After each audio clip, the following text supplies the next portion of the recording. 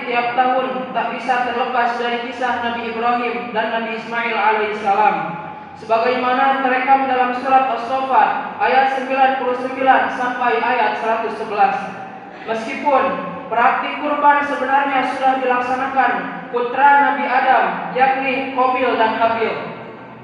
Diceritakan bahwa kurban yang diterima adalah kurban Habil, bukan kurban Qabil. Itu pun bukan daging atau darah yang Allah terima, namun ketulusan hati dan ketakwaan dari pemberi kurban.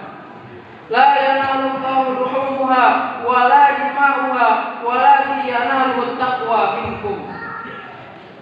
Daging-daging hewan kurban dan darahnya itu sekali-kali tidak dapat mencapai keridhaan Allah, tetapi ketakwaan dari kamulah yang dapat mencapainya.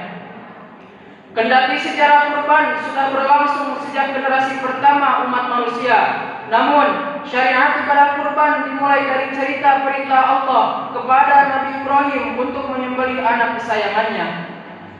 Seorang anak yang ia idam-idamkan bertahun-tahun karena istrinya sekian lama mandul. Dalam surat As-Saffat dijelaskan bahwa semula Nabi Ibrahim berdoa, Rabbi habli minas sholihin. Ya Rabbu, anugerahkanlah kepadaku seorang anak yang termasuk orang-orang yang soleh. Allah lalu memberi kabar gembira dengan anugerah kelahiran seorang anak yang amat cerdas dan sabar. Hanya saja ketika anak itu menginjak dewasa, Nabi Ibrahim diuji dengan sebuah mimpi. Ia berkata, wahai anakku, dalam tidur aku bermimpi berupa wahyu dari Allah yang meminta aku untuk menyembelihmu. Bagaimana pendapat kamu? Anak yang soleh itu menjawab, wahai bapakku, laksanakanlah perintah Tuhanmu. Insya Allah kamu akan dapati aku termasuk orang-orang yang sabar. Tatkala sang bapa dan anak pasrah atas ketentuan Allah Subhanahu wa taala, Ibrahim pun membawa anaknya ke suatu tumpukan pasir. Jamaah salat Idul Adha yang dirahmati Allah Subhanahu wa taala. Atas kehendak Allah Subhanahu wa taala, Nabi Ismail alaihissalam dibatalkan atas penyembelihannya, sebagaimana Allah berfirman dalam ayat berikutnya. Inna hadza lahuwal bala'ul mubin. وَفَدَيْنَاهُ بِذِبْحٍ عَظِيمٍ وَتَرَكْنَا عَلَيْهِ فِي الْآخِرِينَ سَلَامٌ عَلَى إِبْرَاهِيمَ كَذَلِكَ نَجْزِي الْمُحْسِنِينَ إِنَّهُ مِنْ عِبَادِنَا الْمُؤْمِنِينَ. Sesungguhnya ini benar-benar suatu ujian yang nyata, dan kami tebus anak itu dengan seekor sembelihan yang besar. Kami abadikan untuk Ibrahim itu pujian yang baik di kalangan orang-orang yang datang kemudian, yaitu kesejahteraan dilimpahkan atas Ibrahim. Demikianlah kami memberi balasan kepada orang-orang yang berbuat baik. Sesungguhnya ia termasuk hamba-hamba kami yang beriman. Allahu Akbar, Allahu Akbar, Allahu Akbar walillahil hamd. Ibadah kurban tahunan yang umat Islam laksanakan adalah bentuk iktibar atau pengembalian pelajaran dari kisah tersebut. Setidaknya ada 3 pesan yang bisa kita tarik dari kisah tentang Nabi Ibrahim dan Nabi Ismail serta ritual penyembelihan hewan kurban secara umum. Pertama, tentang totalitas kepaduan kepada Allah Subhanahu wa taala. Nabi Ibrahim yang mendapat julukan Khalilullah ataupun disebut dengan kekasih Allah mendapat ujian berat pada saat rasa bahagianya meluap-luap dengan kehadiran sang buah hati di dalam rumah tangganya. Lewat perintah menyembelih Ismail, Allah seolah hendak mengingatkan Nabi Ibrahim bahwa anak hanyalah titipan. Anak betapapun mahalnya kita menilai, tak boleh melengah kita bahwa hanya Allah lah tujuan akhir dan rasa cinta dan ketaatan. Nabi Ibrahim lolos dari ujian ini.